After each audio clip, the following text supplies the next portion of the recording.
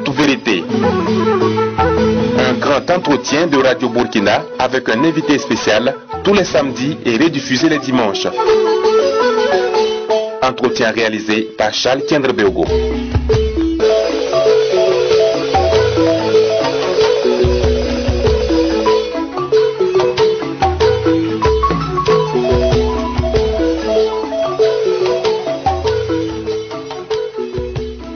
Mesdames, Messieurs, bonjour. En toute vérité, reçoit pour vous Adama Kanajwe, conseiller spécial du président de Faso pour le secteur privé et des OMD, homme d'affaires et ancien candidat à l'élection présidentielle sous la bannière du parti Agir, l'Alliance des jeunes pour l'indépendance et la République. Bonjour, Monsieur Kanajwe. Bonjour. De candidat au fauteuil présidentiel à conseiller à la présidence, est-ce que vous avez revu vos ambitions à la baisse? Bonjour à tous les auditeurs de la Radio Nationale du Burkina Faso. C'est un grand plaisir pour moi de me retrouver ici dans vos studios pour pouvoir discuter à bâton rompu avec vous sur l'actualité à mon niveau, mais bien entendu également sur l'actualité au plan national et international. Alors il faut dire que 2015 a été pour nous une première expérience politique. Quand nous arrivions en 2015, sans le dire, nous avions en tête une chose. C'était de marquer le coup et de montrer à l'opinion nationale qu'il existe au Burkina Faso une relève politique digne, capable donc de solutions pour changer les choses. Nous tenions à travers notre candidature à rassurer l'ensemble du peuple sur la capacité qu'a la nouvelle génération à se projeter pour devenir demain des hommes capables de diriger dignement ce pays-là. Comme j'aime à le répéter à nos aînés tous les jours, le pire scénario, ce serait que après le départ, ce Burkina Faso soit entre les mains de jeunes incapables. Tous les efforts qu'ils auront consentis seraient vains dans ce cas-là. Je pense que notre participation a démontré une chose importante aux yeux de tout le monde, c'est notamment à travers le programme politique que nous avons défendu, la capacité intrinsèque de la nouvelle génération. Fini cette tendance fâcheuse de faire croire que la nouvelle génération, donc,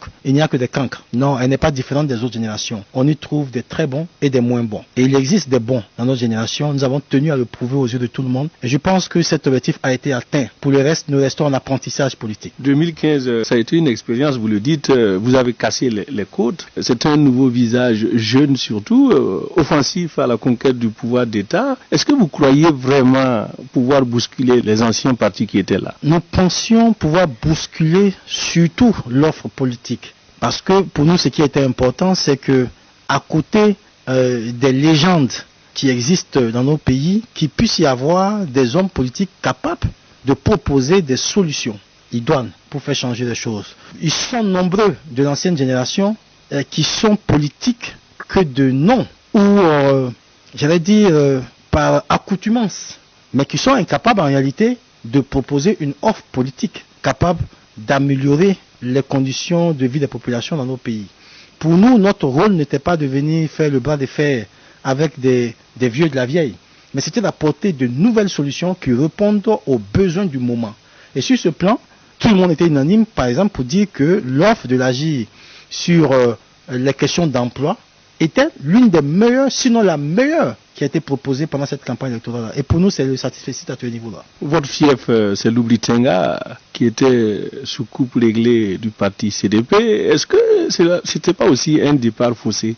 Non, nous n'avions pas pour fief l'Oubli-Tenga. Nous avions une offre politique globale à proposer au peuple burkinabé. Nous sommes nous-mêmes originaires de l'Oubli-Tenga, ça ne fait pas pour autant pour nous.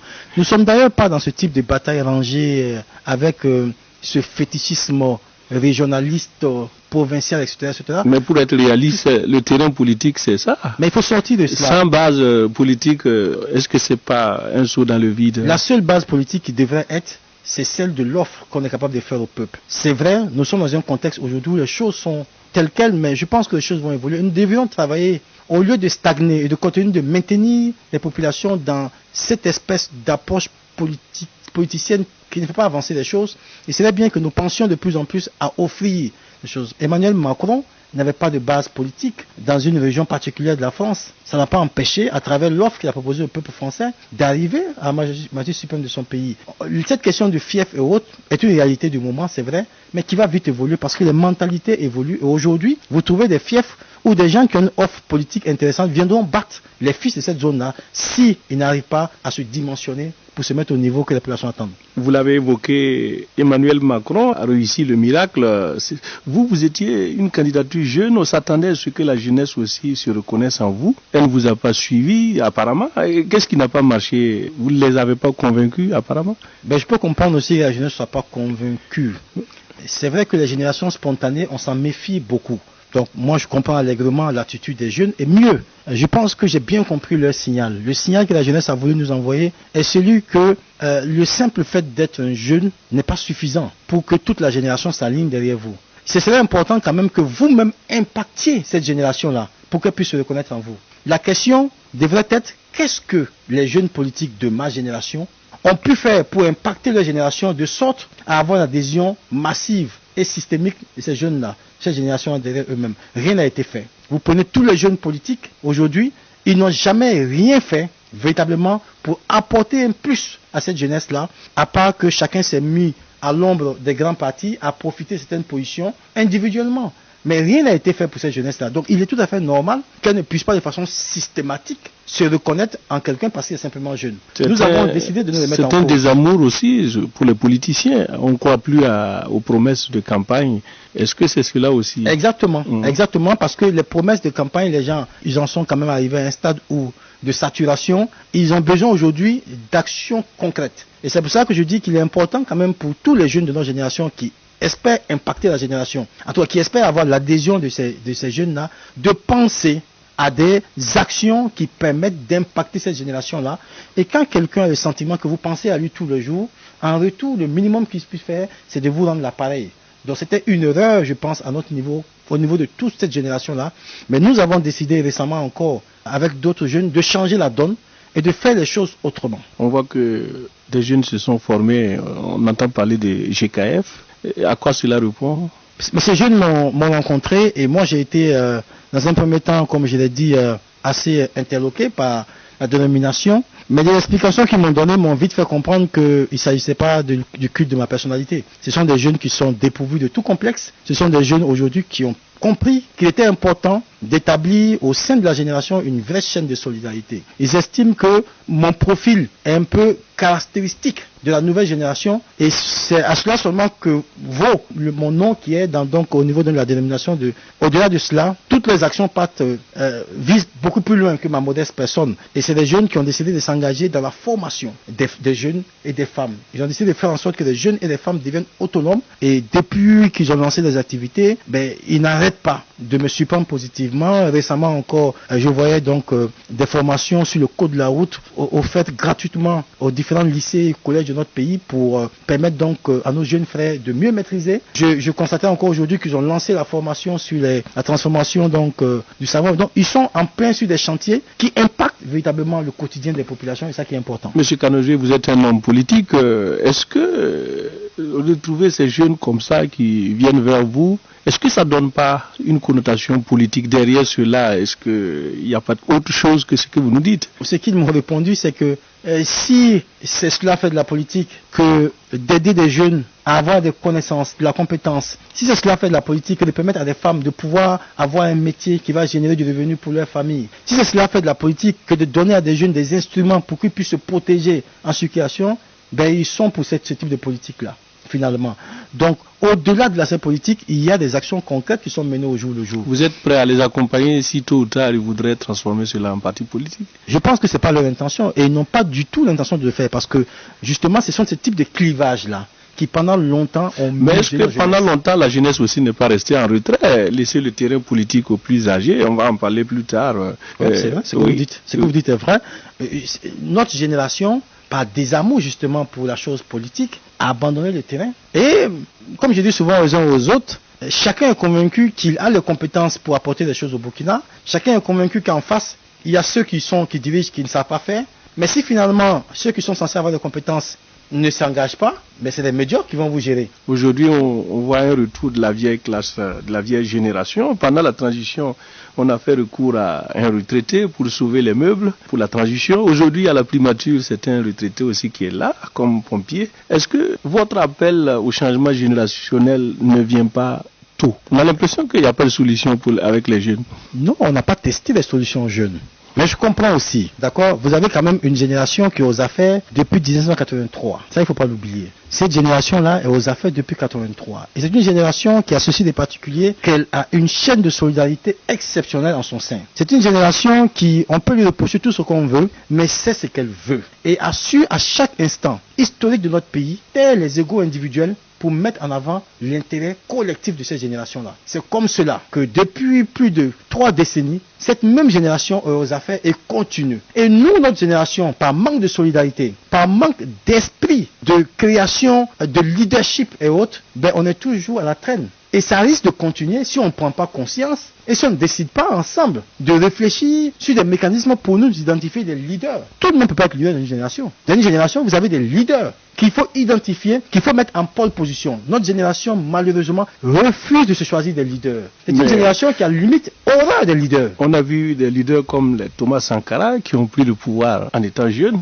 À l'époque, ça avait marché. Pourquoi aujourd'hui, selon vous, cette jeunesse est réticente Ouais, en partie aussi, c'est l'action de cette génération de Thomas Sankara. Cette génération qui est venue aux affaires à la faveur de l'accession de Thomas Sankara au pouvoir, cette génération-là a travaillé pour rester le plus longtemps possible. C'est pour cela que des personnages publics que vous voyez aujourd'hui, vous les avez vus depuis 1983, dans l'administration, au niveau donc du gouvernement. Ce sont ces mêmes personnages qui sont aujourd'hui, parce que c'est une génération qui a duré dans le temps et qui a même eu le temps de happer, j'allais dire la part de 2 ou 3 générations, et qui n'est pas prêt de s'arrêter. Il faut à un moment donné que cette génération-là puisse comprendre qu'il faut passer la main. Et c'est une génération qui a travaillé également à diviser la jeunesse. C'est une génération qui a travaillé également à faire en sorte qu'au sein de la jeunesse, il ne puisse pas exister un esprit de solidarité intragénérationnelle, justement pour éviter d'avoir affaire à un bloc. Donc, elle a réussi à diviser les jeunes. Elle a réussi à faire des jeunes des véritables marionnettes qui sont au gré donc des besoins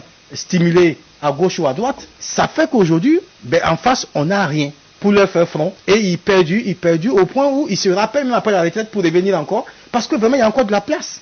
Logiquement, cette génération-là devait aujourd'hui céder la place. Mais je pense que, qu'à cela ne tienne, il est important pour nous de marquer un point positif dans tout ça. C'est l'attitude qu'a le chef d'État actuel. Le chef d'État actuel est en train de se positionner comme quelqu'un qui est capable d'organiser cette transition générationnelle, qui a même l'intention de le faire à travers notamment tous ces jeunes qu'il a eu autour de lui. Nous avons eu la chance d'être auprès du chef d'État comme conseiller spécial. Il y a plusieurs jeunes autour de lui qui sont en apprentissage. C'est la preuve qu'il a pris conscience qu'il faut passer la main. Et d'ailleurs, nous comptons sur lui pour que son prochain mandat, que nous lui souhaitons de vive voix, soit le mandat de passage de témoins et qu'il organise de façon pacifique. Roch Marc Christian est déjà candidat pour 2020. Est-ce que vous pensez qu'il va vraiment laisser la place à la jeunesse? Non, pour 2020, oui. Pour 2020, selon vous, il faut que la jeunesse attende 2025? Absolument. On n'est pas prêt pour 2020, il ne faut pas se faire d'illusions. On n'est pas prêt pour 2020. Pourtant, en 2015, vous étiez déjà sur ça dépend cette conquête du pouvoir. Ça dépend du contexte. Est-ce que vous n'étiez pas prêt par là? En 2015, le contexte était tel que on sortait d'une insurrection populaire. On avait donc des jeunes qui avaient pris leur courage à deux mains pour mettre fin à un système. On était en droit d'espérer que ces jeunes-là iraient au bout de leur logique pour changer de génération. D'où l'offre politique que nous avons faite de changer. Tant qu'à faire, il faut changer carrément de génération. Le message n'a pas été entendu comme il le faut parce que nous-mêmes n'étions pas près de notre génération de façon générale et que justement au sein de la génération, il n'y avait pas encore cet esprit de solidarité qui puisse justifier que les gens puissent s'aligner systématiquement derrière une candidature jeune. Nous avons, notre génération a repassé la main à l'ancienne génération qui est arrivée aux affaires. Bon, c'est un contexte aussi où peut-être qu'on avait besoin de gens d'expérience justement pour calmer la donne et tout cela. Mais nous disons que sur 2020, le président Roch Marc Christian Kaboré qui est candidat, nous souhaitons de vive voix qu'il puisse l'emporter parce que justement, notre souhait à nous, c'est que 2020 soit la dernière compétition électorale de la génération 83. Opposant comme majorité, il faudrait que ce soit la dernière compétition électorale en 2020 et que le président Roch Marc Christian Kaboré utilise son mandat de 2020 à 2025 pour organiser la transition générationnelle. Ailleurs, déjà, les anciens partis ont eu des problèmes. Vous parlez déjà, la sanction a été nette. Vous parlez déjà de l'exemple de Macron qui a surpris tout le monde en France. Vous preniez cette alternance générationnelle en 2015. Est-ce que vous gardez encore cette vision aujourd'hui? Oui, je la garde pour 2025.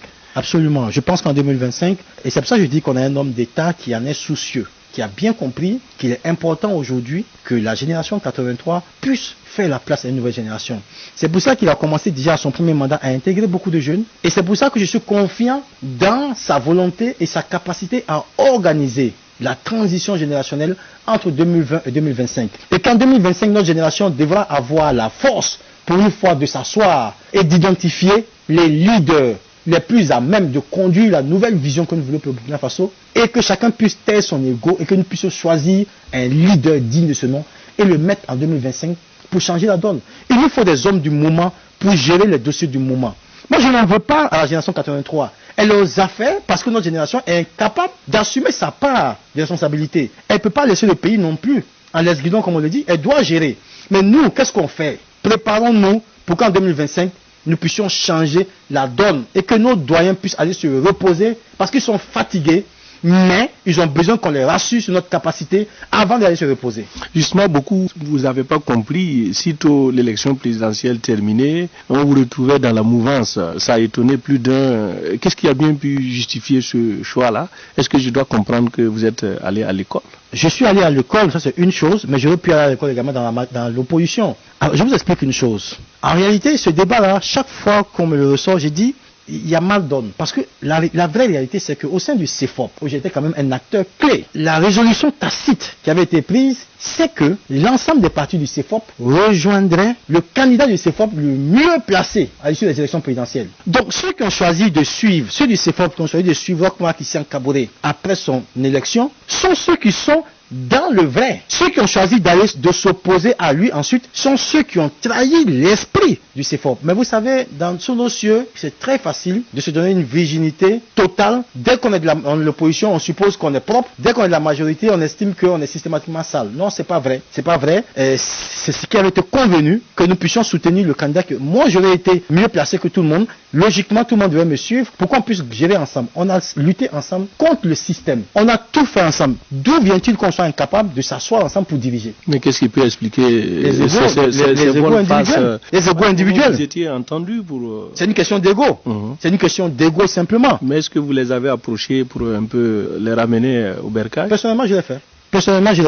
J'ai reçu ce qu'il fallait recevoir pour discuter de cela, mais les égos étaient surdimensionnés. Ça a été un faux départ, puisque apparemment beaucoup pensaient que si vous alliez tous au pouvoir, l'opposition allait être affaiblie. Or, nous sommes dans un état de démocratie. Au-delà d'affaiblir l'opposition, qui n'est pas, c'est pas l'intention première pour nous, c'est que nous avions une feuille de route commune. Nous avions ensemble arrêté une feuille de route, dénoncé la malgouvernance et tout ce qui pour nous n'était pas de nature donc à permettre donc à notre pays d'aller dans le bon sens. Et ensuite, quand nous avons le pouvoir, nous sommes incapables de nous asseoir pour définir une feuille de route nouvelle pour gérer le pays. C'est ça qui est quand même assez désolant. Mais anyway, tout ça s'est passé. Aujourd'hui, ceux qui ont choisi de faire l'opposition sont dans l'opposition, ceux qui sont dans la majorité sont dans la majorité. La prochaine question pour nous est clairement la question de l'alternance générationnelle. C'est pour cela que je dis que 2020, pour nous, doit être la dernière compétition électorale de la génération 83. Qu'ils soient à l'opposition aujourd'hui, qu'ils soient à la majorité aujourd'hui, en 2020, ils doivent mener ensemble leur dernière compétition.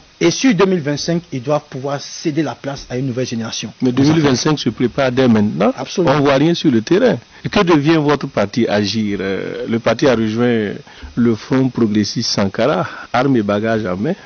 Qu'est-ce qui va changer? Le parti s'est inscrit dans une nouvelle entité qui est une entité qui regroupe plusieurs partis politiques, dont l'UNPS lui-même, le FFS et un certain nombre de partis qui frappent encore à la porte. L'idée pour nous, c'est simple, hein. Il faut s'unir pour être plus fort. Et c'est justement en prélude à 2025 notamment que tout ça se prépare. Le travail se fait en amont au niveau organisationnel. Il faut sortir de ces micro-partis pour penser à des entités plus solides, plus fortes. C'est la meilleure façon. On peut avoir créé son parti à un moment donné, mais il faut avoir aussi la lucidité à un moment donné d'analyser les choses et pour comprendre que c'est ensemble qu'on devient plus fort. Cet ensemble que nous avons mis en place, c'est un ensemble qui est amené donc à grandir et à jouer un rôle fondamental dès 2020. C'est pour ça que je dis très souvent que l'objectif, il est à court terme, à moyen terme et à long terme. À court terme, on est sur 2020 et l'objectif pour notre ensemble, c'est de prendre le maximum de places de députés. C'est d'avoir une présence massive à l'Assemblée nationale. Et d'ailleurs, nous allons profiter de votre micro pour lancer un appel à la jeunesse de Burkina Faso. Il faut que 2020,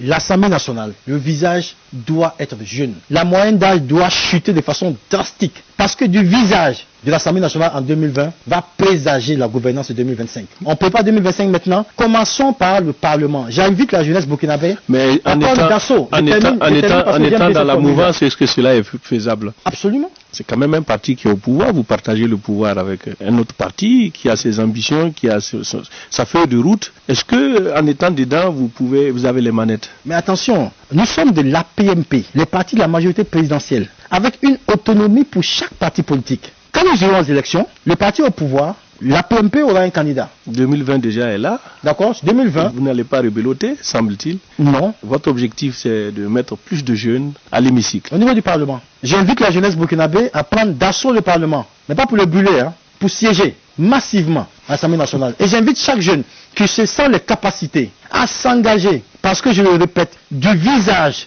de l'Assemblée nationale en 2020 va présager ce que va être la gouvernance de Burkina Faso en 2025. Si les jeunes estiment qu'ils veulent en 2025 se faire diriger toujours par des retraités et prouver aux yeux du monde entier qu'ils sont incapables de prendre la relève, c'est leur choix. Si les jeunes veulent prouver au monde entier qu'ils sont prêts enfin à succéder à nos aînés qui sont fatigués et qui ont besoin de repos, ils vont commencer déjà par un engagement ferme sur 2020, que leur objectif à court terme, c'est de prendre d'assaut l'Assemblée nationale pour siéger massivement, pour commencer à établir les règles de gestion pour un futur Burkina Faso avec une nouvelle génération aux affaires.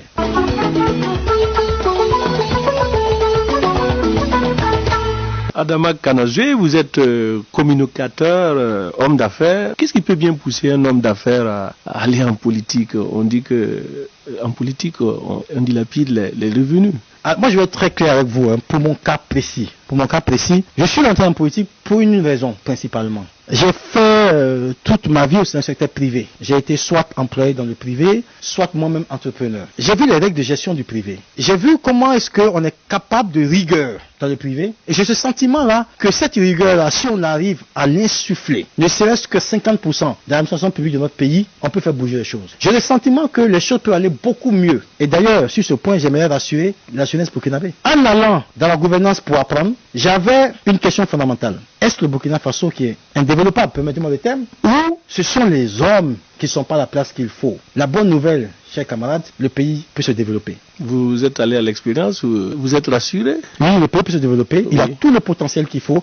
Même ce qui constituait pendant longtemps son handicap, aujourd'hui, est en train de se transformer en une véritable opportunité. Il y a beaucoup de facteurs. Ces facteurs énergétiques, pendant longtemps, étaient pour nous des handicaps, notamment pour tout ce qui est facteur de production. Aujourd'hui, on a la possibilité au Burkina Faso, pour peu qu'on ait le courage d'y aller, de devenir pays exportateur d'énergie, parce qu'il y a eu le développement de la technologie et le solaire aujourd'hui est une solution palliative moins chère, moins coûteuse et surtout massive et durable. Donc le pays a du potentiel pour peu qu'à un moment donné on puisse s'organiser pour aller dans le sens du développement du pays avec l'intérêt général au cœur de tout.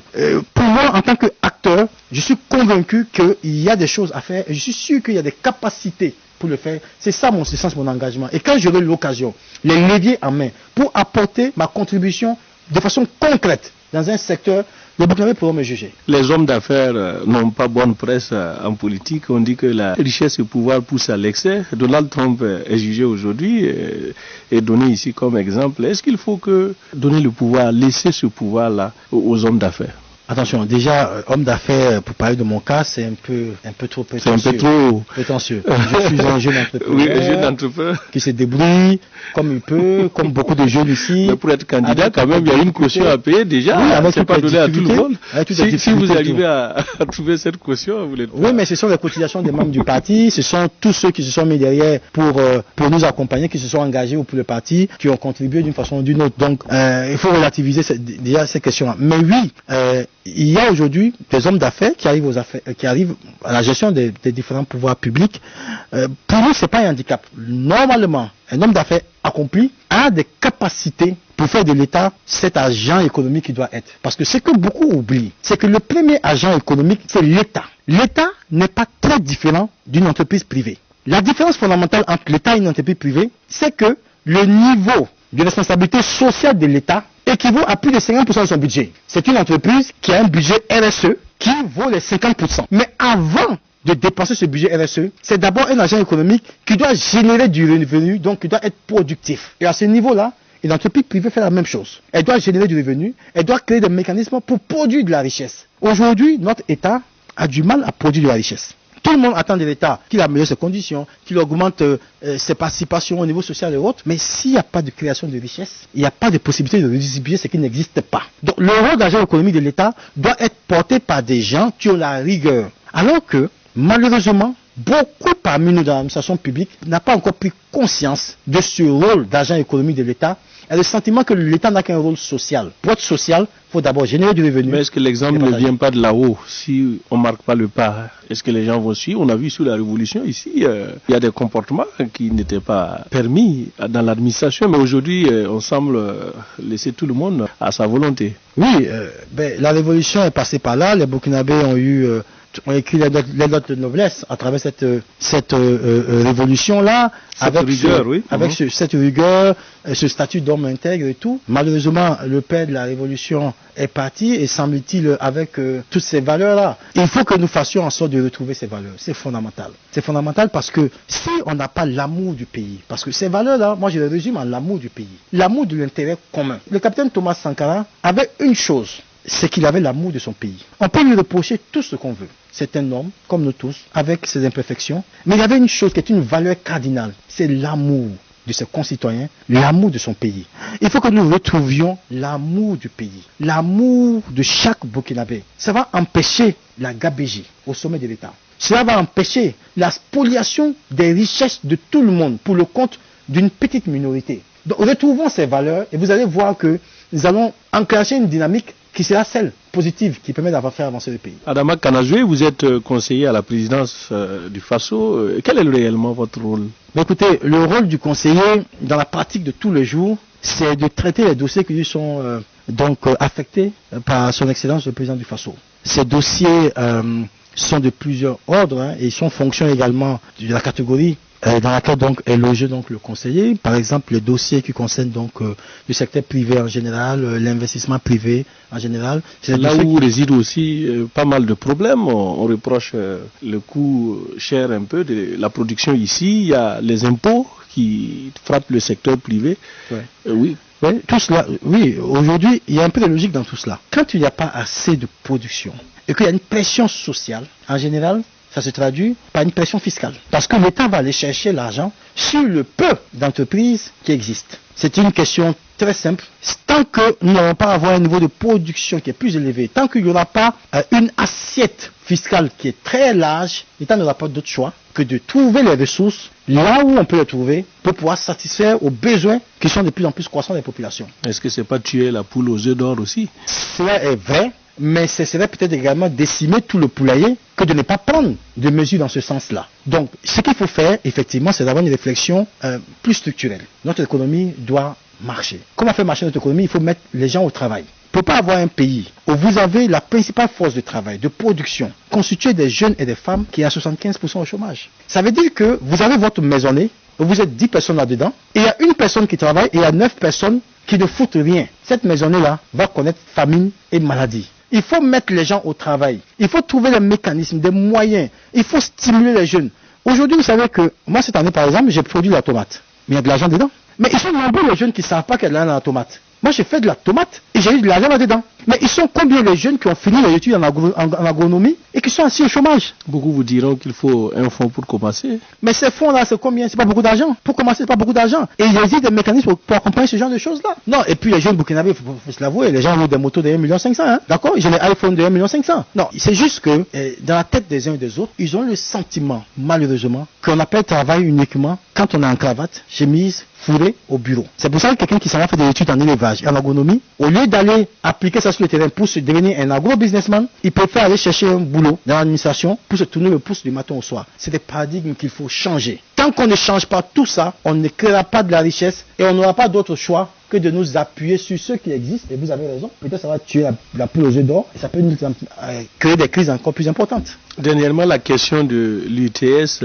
a divisé la classe politique et bien les autres classes aussi. Nous sommes en année électorale. Est-ce qu'il y avait opportunité à ouvrir la bataille avec les syndicats? La grosse question, c'est... Vous conseillez le président? Oui, en fait, je comprends les deux parties. D'un côté, vous avez l'État quand même qui engage dans cette opération beaucoup de milliards. Autant de milliards qui permettront à l'État notamment de répondre à la pression sociale. Les questions d'école, les questions de santé, les questions d'éducation, ce sont des sujets qui sont importants pour nos populations. L'État a besoin de ressources pour pouvoir travailler sur ces différents points-là. L'État donc estime qu'il y a des niches fiscales qu'il faut exploiter pour pouvoir répondre. Ce n'est pas de l'argent que les gens empochent, c'est pour en face répondre aux besoins des populations. Donc si vous dites au niveau... généralement c'est en début de mandat qu'on fait ces réformes. Non, même ça, je vous le dis. Oui. En fait, le calcul lui-même, il faut le faire. Oui. Vous avez combien de fonctionnaires qui sont concernés? 100 000 qui réclament une augmentation de salaire et pendant ce temps vous coupez déjà dans ce qui est là. Mais il y a des augmentations. Certains ont eu des augmentations. Est-ce que c'est tout le monde? On va dans les deux sens. Vous avez d'une part des besoins sociaux qui sont là, qui sont des réalités. Et vous avez l'État qui est un agent économique qui doit trouver les moyens pour le faire. L'État cherche les moyens là où il y a des niches possibles. L'État va chercher notamment au niveau de l'UTS, mais il peut aller chercher encore plus loin. Parce que l'État a besoin de créer de la richesse. Le secteur privé paye l'UTS, le secteur public ne paye pas l'UTS, le secteur public réclame des augmentations des salaires qu'il a obtenues. Mais d'où vient l'argent à votre avis? Cet argent vient d'où? Cet argent, forcément, c'est l'État, agent économique, qui doit pouvoir le générer.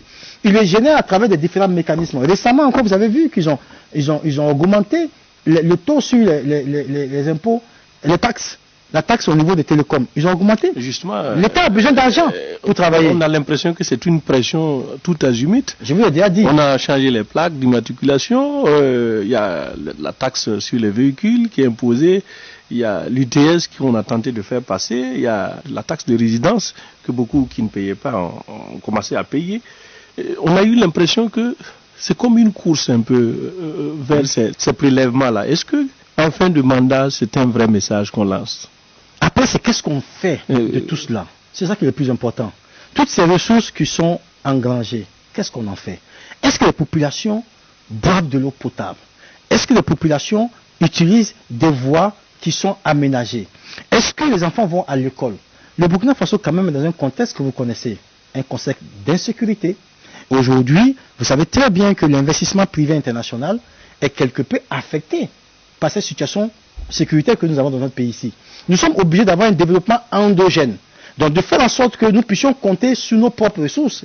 Et le chef d'État ne ment pas dans ce sens, puisqu'il a dit dans son programme qu'il allait faire en sorte que la mobilisation intérieure des ressources soit conséquente. C'est vrai, c'est des œufs, on les casse, ça fait mal, on est obligé de faire des omelettes en cassant ces œufs-là.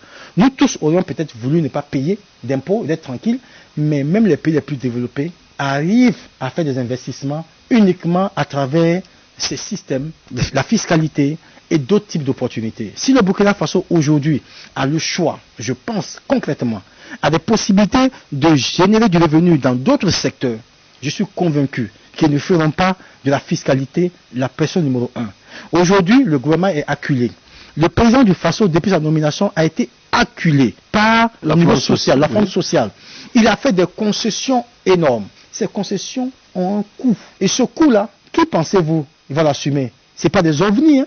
Ce sont des Burkinabés qui vont créer ces richesses pour que le chef de l'État puisse respecter ses engagements. Mais est-ce que ça va calmer aussi le front social? Est-ce que, en voulant résoudre la question de la sorte aussi, on n'ouvre pas aussi la porte à, oui, mais je connais très peu ce front qui va être en ébullition? Je connais très peu de pays où il n'y a pas de front au niveau social. On va aborder quelques questions d'actualité avant de vous laisser passer. Ce sont des attaques à répétition sur les civils au Burkina Faso. Les promesses de Pau n'ont pas encore porté fruit. Qu'est-ce qui, selon vous, a changé? Qu'est-ce qui a amené ce problème?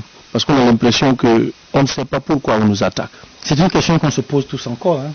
Ce pays-là est resté longtemps à l'abri de ce phénomène, même si on pouvait naturellement tenir compte donc de la géopolitique pour comprendre que les revendications, en tout cas officielles, notamment donc de tracer donc de la zone Azawad, ce sont des revendications qui forcément également visaient le Burkina Faso. Après que tout ça démarre après le départ de l'ex-président, c'est une question que beaucoup d'analystes ont trouvé assez, une coïncidence en tout cas un peu trouble.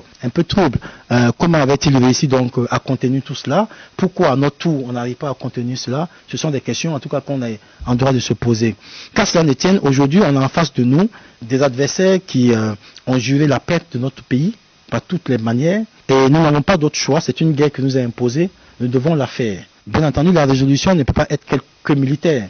Il faut également que nous pensions notamment à faire en sorte que tout ce qui est infrastructure socio-économique, amélioration des conditions des populations dans ces zones-là également, soit une réalité pour que le sentiment d'appartenance à ce pays-là puisse être chez chaque Burkinabé et faire de lui le premier gardien de notre intégrité territoriale. Ce sont des mesures notamment d'urgence qui ont été prises par le gouvernement, qui sont en cours donc de mise en œuvre.